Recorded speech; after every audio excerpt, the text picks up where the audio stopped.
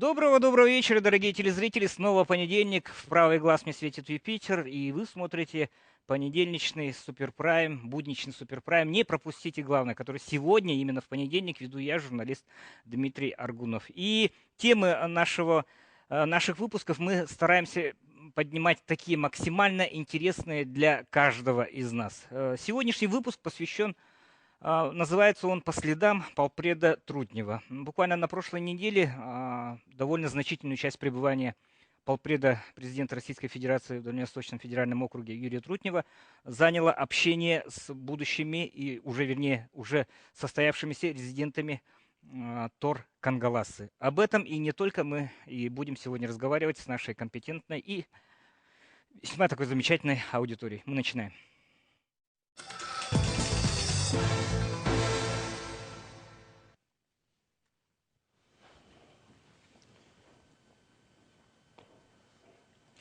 Ну, давайте начнем, наверное, по старшинству, скажем так. Да. Хорошо нам известный Анатолий Семенов, руководитель технопарка Якутия. Ну, сегодня мы провели такой установочный эфир, в котором почему Якутии под программу Тора попали ряд очень маленьких предприятий. В то время как у нас в соседних регионах там авиазавод, какой-то крупный агропромышленный гигант, шоколадная фабрика, Тора.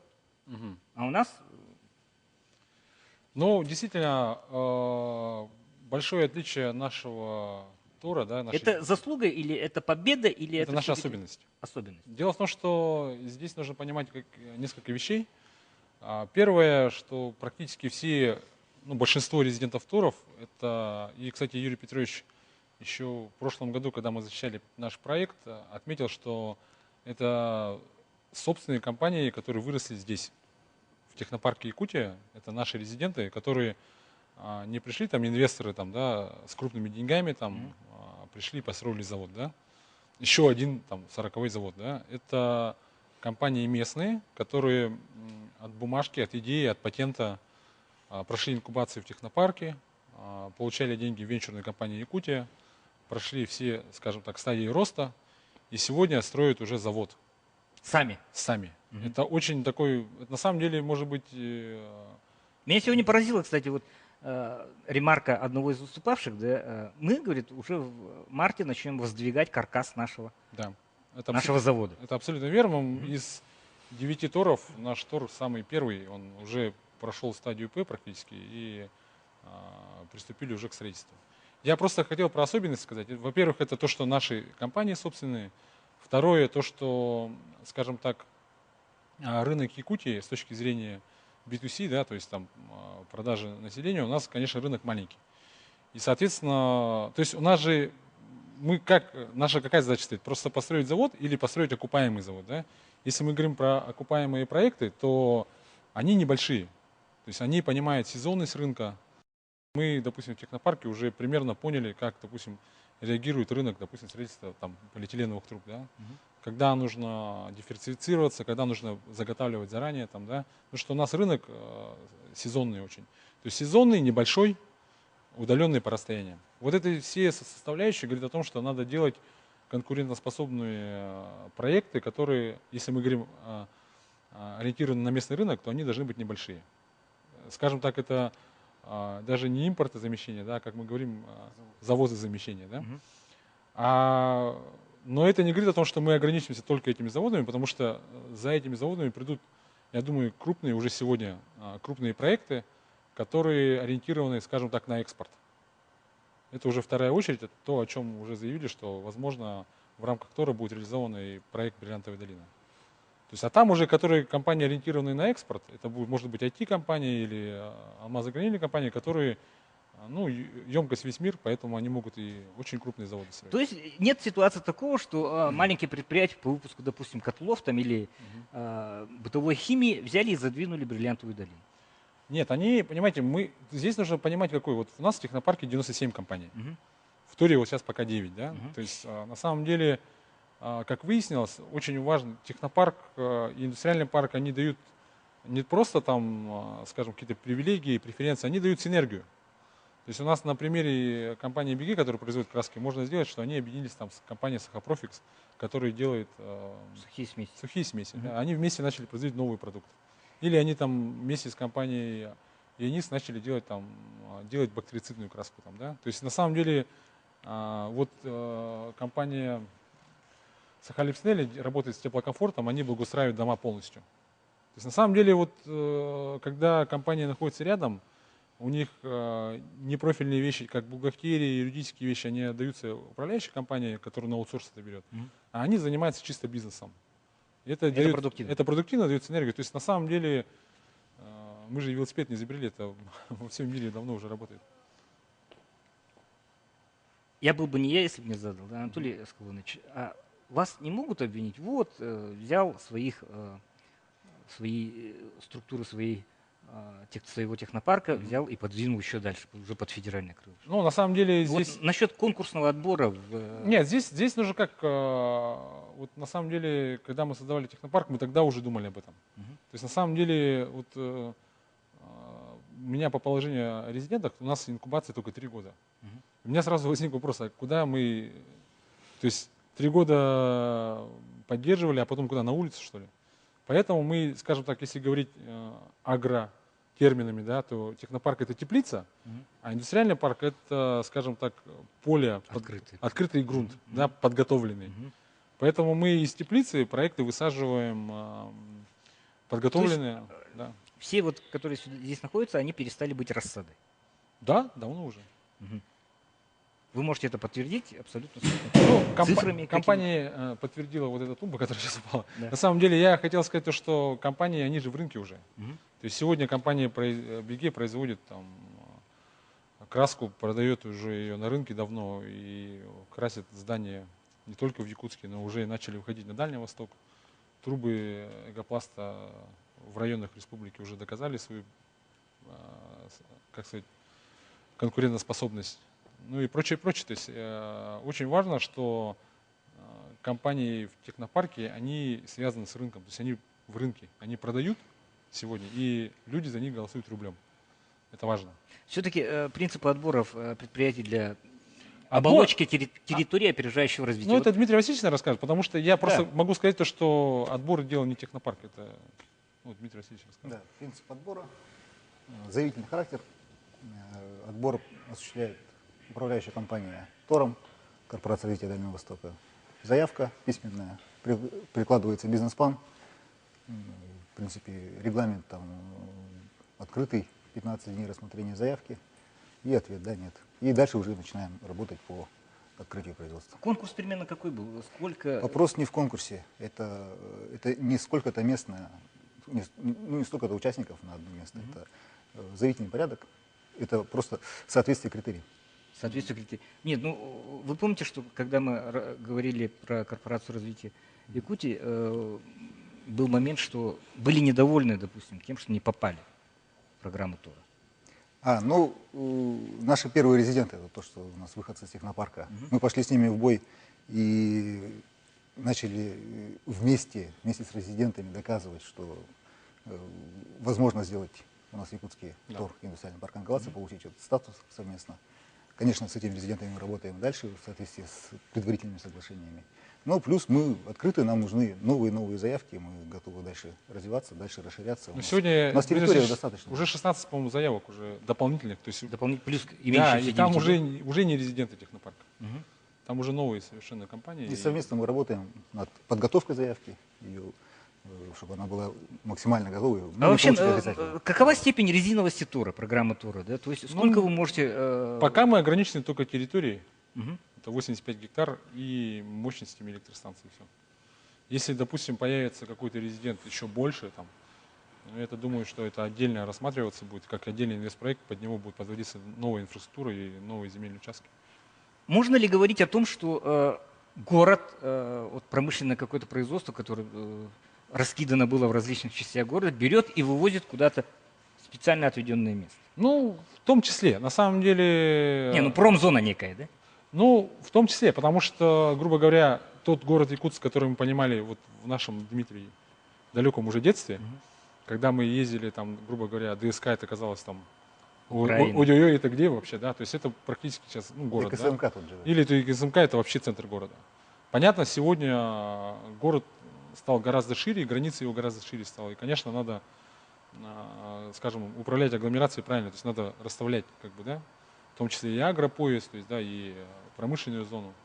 И на самом деле это правильно, потому что вот посмотрите крупные города, там, допустим, в центре города там нужно делать детские площадки, стадионы, какие-то скверы, правильно, парки отдыха. А производство должно быть, ну, как-то за пределами. А так совершенно случайно получилось, или это хитро было задумано, да, ко всем программам объявления года благоустройства и, может быть, грядущего года индивидуального жилищного строительства? Вот мы сегодня подсчитывали список резидентов ТОРа, ну, кроме, скажем так, нефтяных сорбентов, да, все предприятия каким-то образом относятся либо к ЖКХ, либо к благоустройству, либо к строительству, да? Это задумка такая хитрая или как? Ну, я скажу, просто ребята подтвердят, может, или дополнят. Дело в том, что на самом деле мы же тоже вот в технопарке, допустим, мы не придумываем за себя, ну, за других проекты. Мы работаем с тем, кто к нам приходит. А люди реагируют на рынок. То есть, если сегодня есть бурный рост там рынка строительства, ну, соответственно, люди на это ориентируются, то есть на спрос, на внутренний спрос. То, что нужно, необходимо. Мне просто хотелось бы, чтобы Пут немножко рассказал про свой проект, допустим, про котлы, как вообще вот он начал, почему его надо делать. То есть откуда возник спрос, допустим. Вот откуда возник спрос и почему они начали. Для меня, вот, когда они пришли, сказали, мы будем делать котлы длительного горения. Для меня, я говорю, зачем? А вот такая проблема сегодня. Люди там сидят до сих пор, топят дровами, и, соответственно, это прям, ну, неудобно, да? То есть, а мы готовы заменить их. Давай передадим слово Да? Пуду. Да? Да. Что это такое, с чем? Ну, мы знаем, что такое котлы длительного горения, да? И почему ваша продукция должна быть предпочтительной? Получается, мы сперва, как начинали обычные предприниматели, продавали котлы, закупали в Литве, растамаживали и продавали. И первый год продаж у нас шел очень хорошо. И как продавали, мы с каждым клиентом, получается, чтобы продвинуть наш товар на рынок, мы работали, ну, совместно устанавливали, ездили, пробировали. И считай, по первому проекту 41 котел установили совместно с Госкомитетом по инновации Министерства ЖКХ в 14 районах. И в течение года совместно с Теплокомфортом мы проводили мониторинг, как они будут работать в наших топливах, как они будут вести себя в наших крайних условиях, то есть отопительных. И по эксперименту у нас котлы свою вот по паспорту характеристики доказали, то есть продолжительность горения от 12 до 72 часов продолжительность горения.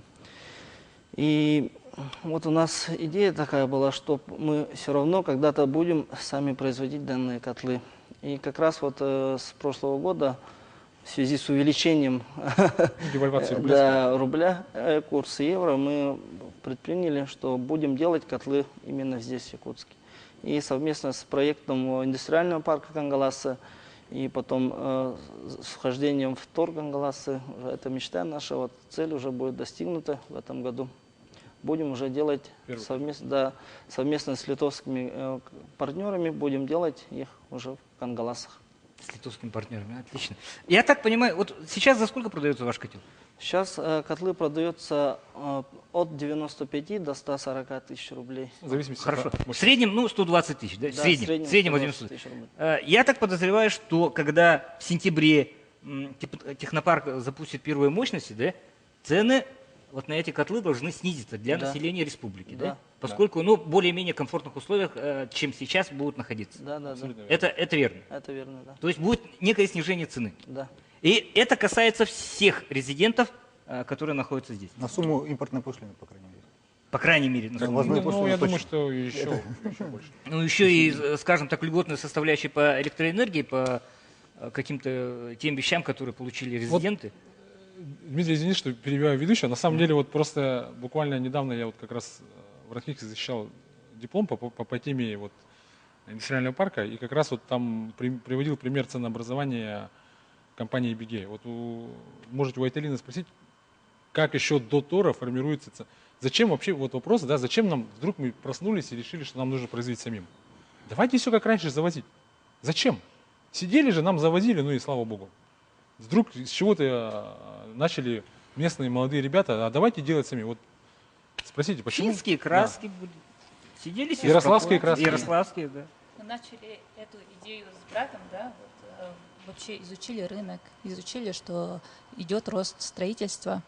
И в красках, да, очень хорошо то, что используется местное сырье. Это вода, во-первых, да, есть и наполнители, есть здесь и карьеры, да, в Якутии, а также идет по снижению стоимости, ну, от объема все зависит.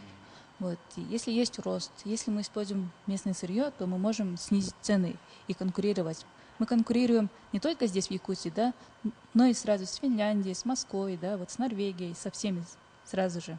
Конкурируете. Да, да, Уже. да. Уже конкурируем. Уже мы конкурируем. И если говорить по цене, да, мы уже сейчас уже идем на снижение. Вот у нас не рост, да, вот как у всех, у нас наоборот идет снижение. Уже сейчас у нас снижены цены на 30-40%, где-то так. Вот от стартовых уровней, да? Да, да. А еще раз, с сентября, который обозначен Юрием Петровичем как некая промежуточная веха, да, цена будет еще ниже, да? Да. Еще будет ниже, еще будет не только вот на территории ТОР, да, но и использование собственной карьеры, например, да, использование новых технологий. У нас уже поставки есть во Владивосток, мы уже конкурируем, мы уже вот уверенно идем на рынок. Я думаю, Беге будет вот в Ангуе, что Беге будет конкурировать за Уралом со всеми производителями. Вот все, что за Уралом, вот Беге, я думаю, при работе в Торе режиме они краску якутскую будут покупать. Дома будут в Иркутске красить, Благовещенские, Хабаровске, Владивостоке. Раз вы вангуете, могу я спросить, да? А как хватит вообще, скажем, завалить термокраской Да и обычные весь краски. сибирский регион? Мощностей хватит? Потому что Как просто хватит? перед глазами у меня пример вот этой эковаты, да, которая просто не хватило макулатуры. У нас, например, мощность на где-то 5000 тонн в год. У нас в республике где-то 3500 тонн. У нас сейчас загруженность только 10%. Это очень мало. Мы именно Супероборудование работаем на увеличение сбыта. У нас стоит немецкое оборудование, очень качественное. У нас, ну, такого оборудования в России вообще есть только в Ярославле, и все. То есть с пресловутыми ярославскими красками вы прямой конкурент, получается? Да. С век живи, век учись называется. Спросите нас, жители Ярославля. Жители Ярославля, я думаю, как бы глубоко не до проблем северного нашего региона, да, но тем не менее, хотелось бы спросить, а экспортная ориентированность может проглядываться вообще? В будущем, да, с использованием новых технологий. Это не использование обычных красок, да, вот именно экспорт обычных строительно-архитектурных красок, а нового вида, потому что краски — это высокодифференцированный, так скажем, бизнес. Инновационно Да? ёмкое Это все-все-все. Это и покрашено, и пол, и мебель, и все-все-все. Ну вот- Вот с этим у нас очень много проектов, и в будущем, я надеюсь и уверена, что выйдем на экспорт. Нет, это надо перечислить просто, какие краски вы делаете. Вот, допустим, для дерева делать Да, краску. у нас есть для дерева, например, да, вот различные эмали, лаки, есть строительные, фасадные, 203 микрорайон, например, да, есть очень много зданий, строители у нас покупают ДСК, СТ, РД, Адгезия, например, да, есть еще Якутдорстрой, например, разметочная краска. И специальные краски тоже есть. Это теплоизоляционные. У нас сейчас проходит апробацию. У нас пока на рынок не вышел. Есть в проекте биоцидные краски, есть бактерицидные краски. Ну, как бы много проектов мы работаем. И еще очень упорно изучаем местное сырье. Ну, давайте скажем так об особенностях не только производства краски, но и всех остальных продуктов, которые способны и уже выпускают предприятия, которые собраны в Торкангаласы. Есть такое понятие неизбежность рекламы на канале Куда же мы без Саха неё-то, и без Саха рекламы? 24. Да.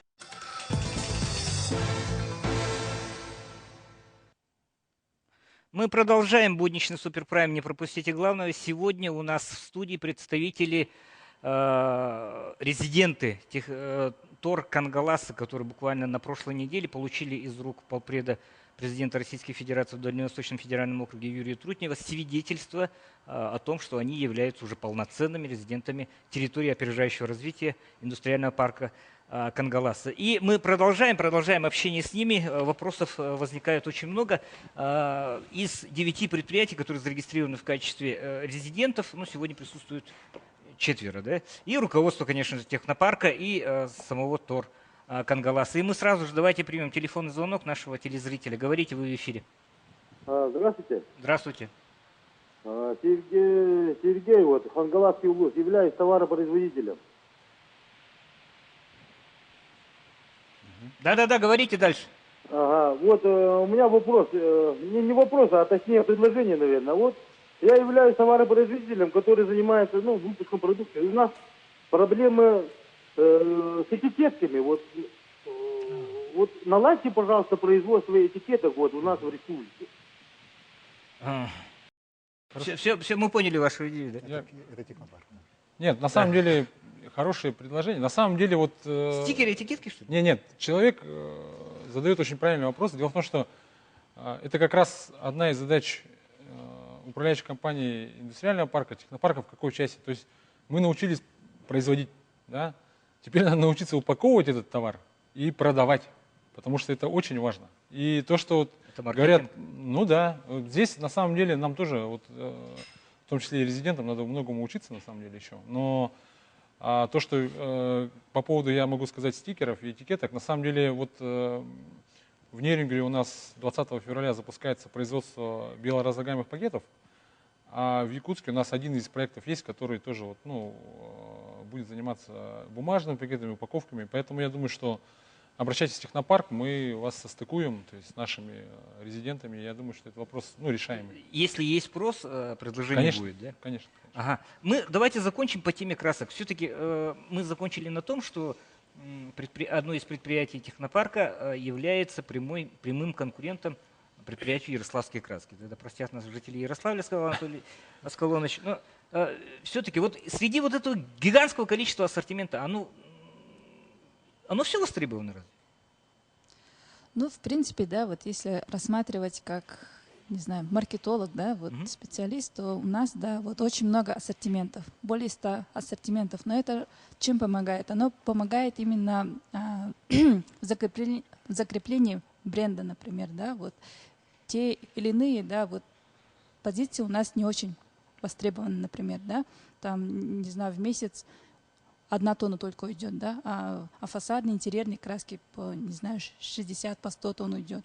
Но это все в синергии, как бы, да, оно дает нам объемы, узнаваемость среди физических лиц и увеличение дистрибьюторского, как бы, канала. Это все работает. То есть подхода такого, лишь бы выпускать что-то, у вас нету, да? Оно всегда находит своего потребителя. Да. Хорошо. С очень большим, скажем так, нетерпением ждем снижения цен. Да, вы можете уже сейчас посмотреть на сайте articolor.ru. Хорошо. Все есть. Среди всех предприятий особняком стоит, Лариса Анатольевна, предприятие, которое специализируется на бактериях, на нефтефагах. Да. Я бы так назвал, да? Бактерии, которые помогают при розливах нефти. Вообще наш проект вышел из стен Института нефти и газа. Над этой темой работал целый коллектив. Институтов. И не только наш коллектив. Мы тесно сотрудничаем с Институтом сельского хозяйства торфа в городе Томске, с научным центром в городе Пущино, с Институтом генетики в городе Москве. То есть это очень много народу в этом участвует. Это не мои заслуги, да, там как рекламируют так, да, и получается, я себя даже и чувствую не очень удобно иногда. Вот. Как обычно, Нобелевская премия присуждается одному, а за спиной миллионы людей. Так примерно произошло со мной. За моей спиной очень много сотрудников, которые вложили свою лепту в это. Вообще наш проект направлен на разработку, модернизацию и промышленное производство биологических препаратов и сорбентов для ликвидации аварийных разливов нефти и нефтепродуктов, в первую очередь в условиях Крайнего Севера. Ну, у нас в коллекции 22 штамма. Они различные. Есть штаммы холодоустойчивые, есть штаммы термофильные. Это в зависимости от того, из какой среды мы их выделили. Все эти штаммы прошли генетическую экспертизу, санитарно-экологическую, эпидемиологическую экспертизу. У нас они все сертифицированы, паспортизированы, как бы вся документация есть, все. Но стен научного института не хватает. Не хватает почему? Потому что это очень сложный процесс. Это очень сложный процесс, который требует огромного количества разрешительной документации. Промышленное производство? Да, в первую очередь разрешительная документация. Здесь и Эпиднадзор, Роспотребнадзор, Росприроднадзор, Ростехнадзор, пожарники, МЧС. Очень много служб. И от всех нужно получить лицензии, разрешения на работу с микроорганизмами. Плюс штаты должны укомплектованы быть высокоспециализированными сотрудниками. Просто с улицы я, допустим, к себе в лабораторию не могу принять. Это должен человек быть с высшим образованием, которого мне нужно отправить выучиться еще раз, получить специализацию дополнительную. Допустим, я, как бы первое образование у меня медицинское, среднее, я фельдшер, да? Второе образование я получила биологическое. В настоящее время, 5 лет назад, был такой принят закон. До этого я работала врачом-бактериологом в Роспотребнадзоре. 5 лет назад вышел такой закон, да, что биологов уже в качестве врача-бактериолога не принимают. Там остались люди, которые имеют медицинское среднее, допустим, образование, но получили потом высшее биологическое. Поэтому нужна переквалификация и специализация. Я сама лично проводила 2 переквалификации в Институте усовершенствования врачей в городе Иркутске. Ну, проект, в общем... И при этом промышленный такой продукт. Да? Промышленный, нет, вот я вам скажу. Техногенный. Потом, куда там нанороботы Сколково? Да? Да, специфика здесь... еще какова? Вообще, знаете, как бы рынок, да, микробиологических способов очистки, вот именно биопрепаратов, оценивается в настоящее время 500 тысяч долларов. А сам рынок нефтесорбентов $1500. При этом... В смысле $1500? $1,5 миллиарда. Стоимость вот этих препаратов.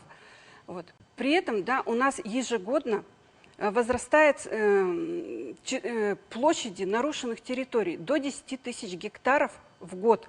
При этом, что у нас площадь под сельскохозяйственные земли занята 9 тысяч гектаров.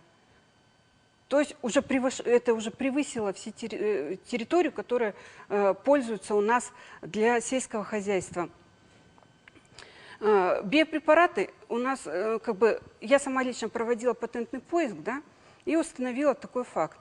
68% из разработок научных, они не пользуются спросом в силу того, что они носят формальный характер для защиты диссертации. Либо кандидатской, либо докторской, допустим. Диссертацию защитили, патент остался, лежит. Все. Им никто не занимается, его никто не будет его никто не будет коммерциализовывать никогда.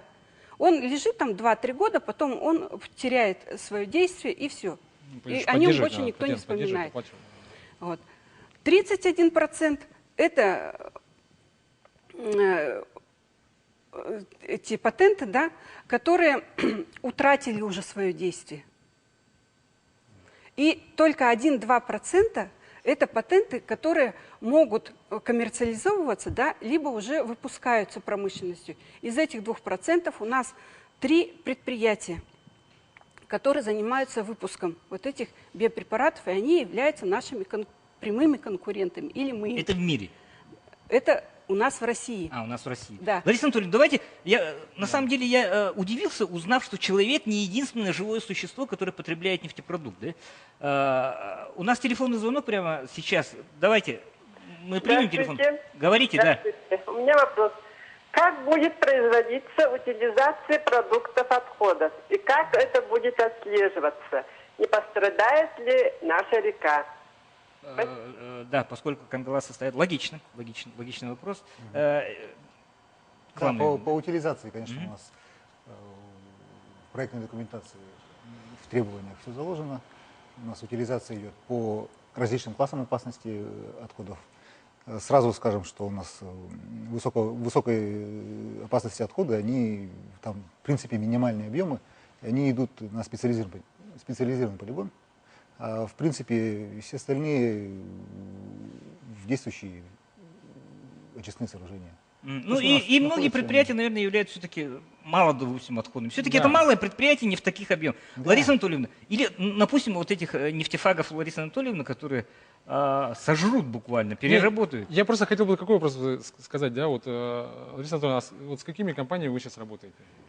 Кто является потребителем? Вот, я даже вот как бы вернемся, да, вот к этому даже вот вопросу, который задали, да. Я с большим удовольствием сама лично, да, могу принять как бы участие, да, в утилизации, в биологической утилизации бытовых отходов или отходов предприятий. В мире вообще на планете не существует ни одного предмета, который не подвергался бы деструкции микроорганизмами. Любой предмет, железо, пластик, целлюлоза, да, все, что нас окружает, оно все подвергается деструкции. Просто здесь нужна технология, которой владеет любой микробиолог. Это классическая микробиология. Тут ничего такого секретного нет. Готовишь специальные среды, которые будут специально разводить микроорганизмы для утилизации конкретного продукта. В частности, у меня уже в своей личной коллекции есть жирорастворители, целлюлоза-разрушители, да, нефтеразрушители. Вот если их как бы... Армия. Да. На стене вот так развешивают эти ассоциации соединить вместе, можно получить универсальный биопрепарат. Во всяком случае, вот целлюлозолитические микроорганизмы в коллекции, они разрушают бытовые отходы, да, вот жирорастворители и вот целлюлозолитические за 40 дней до воды и углекислого газа. А пардон, для наших тел они не будут представлять никаких опасностей? Тут еще вот какой вопрос. В коллекции у меня 22 штамма, а выделено, а вообще 86 штаммов. Из них только вот, из 86, 22 только можно применять в условиях окружающей среды в открытой экосистеме. Это те микроорганизмы, которые не приживаются в организме человека и животных. Они не обладают фитотоксичностью, они не зоотоксичны, то есть они не опасны, они не условно патогенны, не патогенны. Существует специальный список первой и четвертой группы патогенности. Это особо опасная инфекция и условно-патогенные и условно-патогенные микроорганизмы. Мы работаем с микроорганизмами, которые не входят ни в одну группу. Это сапрофитно. Это вот то, что нас окружает на нашей коже, в почве, то, что мы скушаем с яблоком. Это везде они есть. Ну, они утилизируют. И при этом ваше предприятие, оно рентабельное, да? Я не знаю, тут какой-то... Вы знаете, я вам сейчас скажу. Наше предприятие, да... Вот сейчас я, во всяком случае, пока что я ориентируюсь на региональный рынок. У нас в Якутии, да, находится 180 организаций, которые имеют непосредственное отношение к нефти. Это транспортирующие компании, это компании, где хранится нефть, это перерабатывающие компании и вот всевозможные АЗС, да, нефтебазы, АЗС. При этом вот за 5 лет, я посчитала, было у нас 183 только официально зарегистрированных аварий.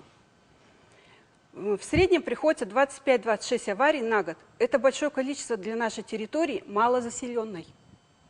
Площадь большая. При этом территория у нас восстанавливается в условиях севера за 50 и более лет. В условиях юга 20 лет. Наша технология, да, вот эта вот микробная, она позволяет восстановить почвы от 1 до 3 лет в зависимости от глубины проникновения, срока загрязнения. Очень быстро восстанавливает. Ну и еще раз говорю, да, как вот эти нанороботы Сколково, они по сравнению с вашими бактериями, они кажутся вот буквально вчерашним днем, да? 2 недели назад, по-моему, да, вы приехали с Владивостока, как раз Russian Startup Tour был, и Лариса Анатольевна проект занял 1-е место. Именно этот? Этот проект, да, сейчас ей предлагают тоже стать резидентом Сколково, мы думаем. Наш проект, конечно, он у нас не единственный такой в мире. Этой проблемой занимаются с 1906 года. У нас в России начали заниматься с 1973 года. И первый препарат вышел в 1984 году. Вот с тех пор все усиленно начали у нас в России Да вы- институты да- заниматься да вы поиском этих бактерий. Уникальный человек, Лариса Анатольевна. Я реально без абсолютно никакой иронии, да, потому что, ну, Гринпис, глобализация, там, вся, вот эти разливы нефти и так далее, ну, я думаю, что работы ближайшие, по крайней мере, 50 лет у вас будет хватать. Ну, просто у нас, понимаете, как бы на экологию, вроде, с одной стороны, в последнее время очень много документов, да, правительство, оно очень сильно обращает внимание. Но вообще, время от времени у нас, как только авария случилась, да, или какое-то ЧП, тогда мы сразу все хватаемся. А ничего нету. Где взять? И мы поэтому с поддержкой... И вы будете нарабатывать стратегический такой запас, да? Ну, такой резервуарчик-то.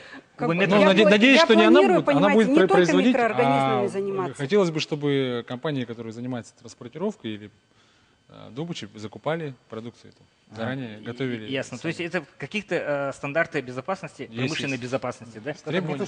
Вложить, как огнетушитель в машине находится, Да, так и комплект бактерий от Якутского технопарка. Примерно Хотелось такое, бы, да? чтобы ничего этого не было, конечно, но береженого Бог бережет. Это, конечно, да. И скромно молчащая красавица у нас дренажные системы На солнечных на панелях. солнечных батареях, да?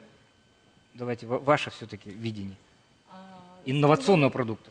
Да, наша компания производит полиэтиленовые трубы. Конечно, для нашей Якутии это, мне кажется, большой прорыв, потому что года 4 назад только начали внедрять, да, только начали разрешать монтировать полиэтиленовые трубы. Вот. А по поводу дренажной системы.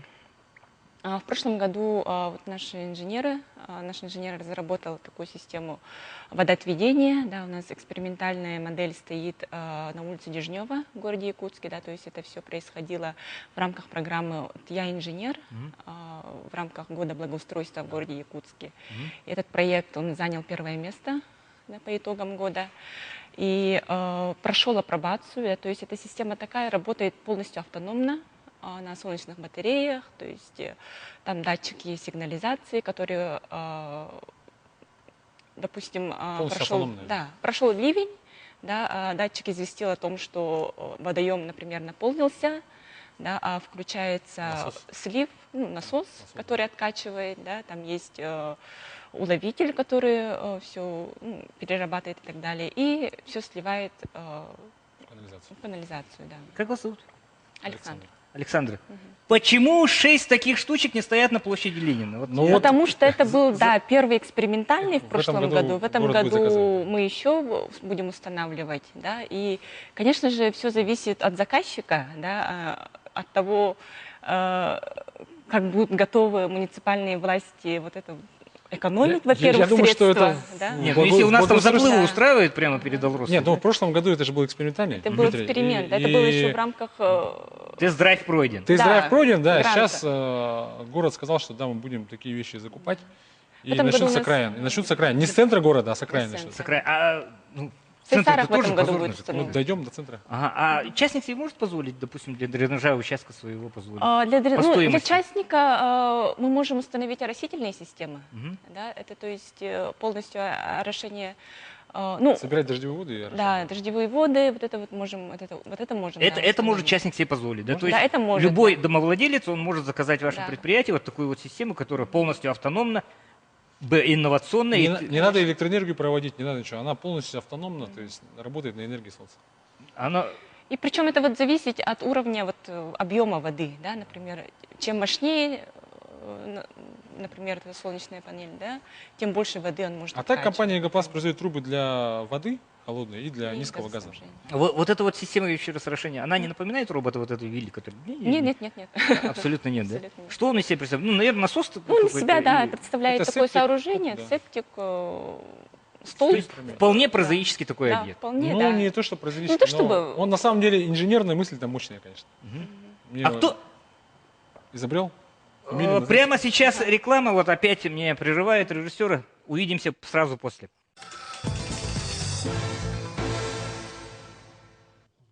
И собственного мы производства. начинаем третью часть будничного суперпрайма. Не пропустите главного. Сегодня у нас по следам буквально полпреда президента Российской Федерации Юрия Петровича Трутнева представители ТОР «Кангалассы», которые уже получили все причитающиеся им законные свидетельства и уже гордо могут именовать себя мы те, которые будут производить продукцию для всего населения нашей республики, на которой будут гордо стоять вот так «Made in Кангалассы». Да? Ну, примерно так. Сентябрь уже определен такой некой вехой для того, чтобы территория опережающего развития, предприятия, которые входят в территорию опережающего развития, начали выдавать на гора свою продукцию. Уже по, скажем, более привлекательным ценам, потому что все-таки там более комфортные условия для промышленного производства. В этом и заключается, скажем, социальность всего вот этого проекта. Ну, не только в этом, там появятся рабочие места, потом объем валового регионального продукта и с истекающими потом налогами и прочее, прочее. Это сплошной профит, да? Конечно. Хорошо. Мы закончили на инженерные мысли, на блестящих самородках нашего Якутского края. У вас изобретатель вот этого вашего дренажного робота. Да, его зовут Эдуард Лукин. Это наш инженер. Эдуард Лукин, товарищи. Вот это человек, который решит проблему затопления площади Ленина, на самом деле. Не только. В этом году. И не только площади. 17-го квартала, еще из Залога. Да, да. Эдуард Лукин. Абсолютно верно. Кстати, а почему бы ему вот патент не оформить, как Дима Петров недавно оформил, да, на двойные стекла? Мы на самом деле работаем над этим. Уже работаете над этим, патент подаем, да. Вообще, кто может сказать, насколько у нас развито патентное дело? Потому что я этому делу хочу, отдельную тоже тематику отвлечь, да, у нас... Я вот, Дмитрий, на самом деле... Я знаю, что Владимир Семенович Паскачин активно занимается. Вот, Дмитрий, я понял вопрос. На самом деле, как Лариса Анатольевна правильно сказала, вот сегодня тоже бы неправильно было бы понято, да, и телезрителями, и нашими коллегами, что это заслуга там только технопарка. На самом деле, во-первых, это заслуга нашего правительства, да, Егора Афанасьевича, который своим распоряжением создал вовремя, я считаю, технопарк. Да, и многие же, вы должны понять, что немногие не верили в этот проект. А сегодня те проекты, которые сегодня сидят, это выход с технопарка. Да, то есть благодаря решению Егора Афанасьевича сегодня мы там в течение за 3 года имеем такие результаты. Да, 97 компаний, которые производят полезную продукцию. Но более того, вот вы сказали сейчас про патенты. На самом деле технопарк невозможен был бы, если бы у нас не было бы научных институтов и Северо-Восточного федерального университета. Я это подчеркиваю постоянно, потому что без федерального университета, без потока проектов, да, скажем так, не было бы, скажем так, вот этого вот треугольника Лаврентьева. Да? Это наука, образование и внедрение. Мы же отвечаем за внедрение. И вот как раз про патенты я хочу сказать, что очень активные сейчас по патентам это Северо-Восточный федеральный университет, это наши институты СУРАН, да, и вот Академия наук, в которой есть специальный отдел, который занимается защитой патента. Да. То есть на самом деле мы очень плотно в этой экосистеме работаем, постоянно отслеживаем. Есть такой, кстати, сайт Сахареестр. Вот, коллеги, может любой предприниматель зайти на сайт Сахареестр, там все защиты патентов республиканских научных институтов, университета, все компании, которые стали резидентами технопарка или получали грант президента, да, то есть там все разработки есть. И можно на самом деле количественно их сколько? Ну, я думаю, что там около 3000. 3000? Да, но не все они с патентом, я сразу скажу, да, но на самом деле... По крайней мере, задокументировано правильно. Да, задокументировано, есть изложение, свои мысли там. На самом деле здесь, конечно, по патентам надо много еще нам усиленно работать, потому что это же и финансовая сторона есть в этом. Ну, частник же взял и запатентовал. На самом деле это то, что Дмитрий Дмитриевич Петров сделал, это очень хороший пример, на самом деле. Как полезную модель можно очень много запатентовать, вот коллеги. Но здесь, вы знаете, патент не должен стать просто панацеей. Я думаю, что патент — это интеллектуальная защита своих прав, в том плане, что если вы что-то действительно хотите производить, мне кажется, вот здесь очень важно заранее подготовить и защитить себя. То есть некая стратегия должна присутствовать. Более того, если вот вы передачу будете делать, вы пригласите, кстати, меня и мы коллег позовем с Академии наук, с АИД СУФУ, там патентный отдел. Я к тому, что есть же патенты внутри Российской Федерации, есть зарубежные патенты. Там целая наука. Это как у нас диплом нашего врача не принимается где-то в Канаде, да? Ну, на самом деле, это что-то типа такого, да? Ну, это, наверное, создает достаточно большое количество препонов для развития всей... Конечно.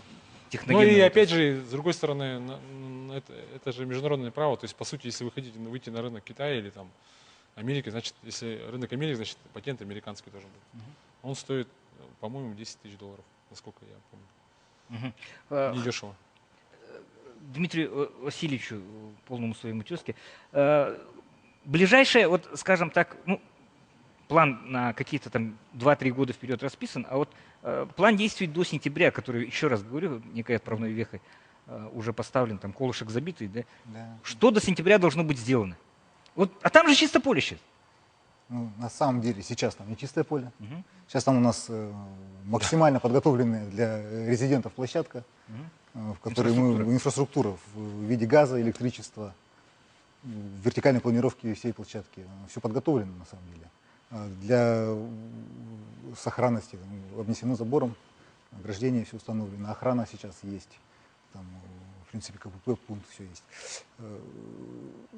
Сейчас мы должны сделать все, чтобы наши резиденты в сентябре открыли свои заводы. Да. То есть это огромный комплекс мероприятий, конечно. Он у нас весь запланирован, расписан, согласован. Работы много, конечно. Да, работы много. Но это же государственно-частное партнерство. То Да. есть тут не только ваша, скажем так, доля деятельности должна быть, а вот и ПУД должен предложить свои силы, и Компания да, МГ. Италина, и все, и они, скажем так, они же прошли некий фильтр Да. дееспособности, в том числе и финансовой, для того, чтобы стать замечательными такими резидентами вот такого явления, как территория опережающего И развития. здесь еще раз повторим, вот мы с Дмитрием Васильевичем до того, как шли эфир, типа, С каким? Со Да, мной или с ним? И с вами тоже, Дмитрий Васильевич. К тому, что надо было между вами сесть и желание загадать. Я к тому, что надо понимать, что ТОР это не закрытая площадка, да, то есть ТОР это место, где есть возможность для каждого предпринимателя организовать свое производство. И об этом сказал Юрий Петрович, Егор Афанасьевич, то есть мы, площадка, и Асин Сергеевич, то есть площадка открытая, пожалуйста, то есть заявляйтесь. У нас сегодня уже, вот Дмитрий Васильевич не подтвердит, 16 новых заявок Да, есть. вы уже говорили. Да, 16 новых заявок, то есть это говорит о том, что это будет, ну, как бы... А некая ротация будет вот, новоприбывающих членов? То есть старички уходят, скажем так. Хотелось бы нет. Ротации Они- не может на быть, 70 потому лет они что уходят, инвесторы, То есть которые это не вкладываются технопарк. Нет. в личный завод, это в личную собственность, которая наследуемая, так скажем. Ну, полная собственность. А Частная расширение собственность. просто Тора какое-то ожидается? Ну, Если вот среди вот этих 16, потом 25 попросится, да, Ну, будут это вот как раз пресловутый... бриллианты буквально. Ну вот мы говорили с Дмитрием Васильевичем об этом. У нас как бы есть в проекте первая и вторая очередь. Сегодня мы говорим про 9 и 12 резидентов, это первая очередь. Вторая очередь тоже уже понимаем, где, что, как будем делать. Сейчас вы уже затрагиваете тему третьей очереди. Да? На самом деле третья очередь это будет зависеть очень много вещей от инфраструктуры. То есть это в том числе и мост, в том числе и инженерная составляющая. То есть там, вы поймите, да, чтобы начать что-то производить, нужна мощность, нужна логистика. Если мы хотим делать прям очень крупномасштабные проекты, то здесь, конечно, потребуется уже дополнительная другая поддержка. Но об этом мы сегодня уже думаем и на самом деле проговариваем эти вещи. Утром были представители, ну, вроде бы такой банальной компании, которая производит пластиковые окна, да? Но все равно их признали достойными кандидатами для Тора. Ну, здесь... Нет, ну, все равно же там они энергоэффективные, скажем так, Конечно. которые по ГОСТам Там- новым. Не, у них есть технология, она защищенная, они прошли несколько отборов, у них производство уникальное на самом деле.